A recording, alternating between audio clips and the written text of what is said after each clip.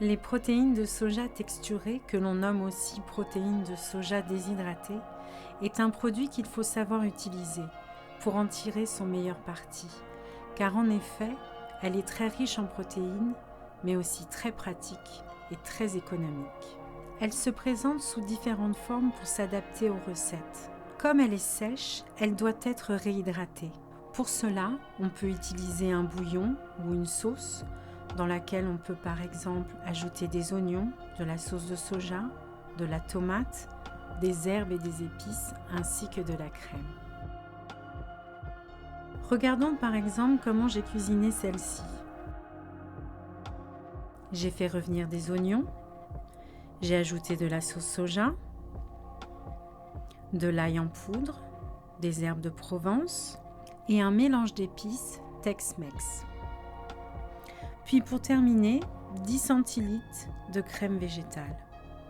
L'idée est de laisser dans un premier temps le soja texturé s'imbiber de la sauce concentrée en arômes. Veillez à bien les retourner pendant l'opération, puis laissez mijoter à couvert pendant 3 minutes sur feu moyen. Par la suite, ajoutez les 10 centilitres de crème liquide restants, puis de l'eau pour bien les recouvrir.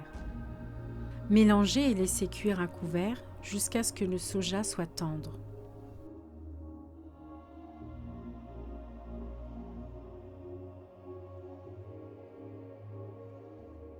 Pour cuisiner celle-ci, j'ai fait un bouillon avec de l'oignon, de la sauce tomate et de la sauce de soja.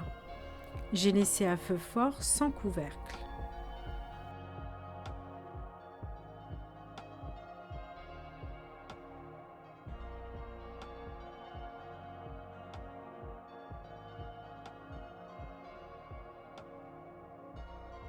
Ici, j'ai utilisé la technique de la flemme avec un mélange de légumes surgelés.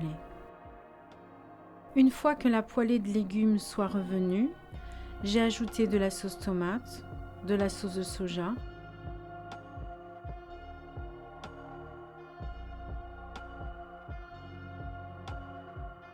et j'ai fait cuire jusqu'à l'absorption totale de la sauce.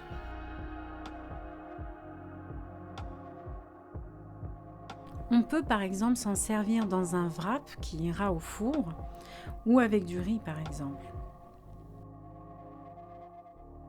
Il y a plein de façons de cuisiner les protéines de soja.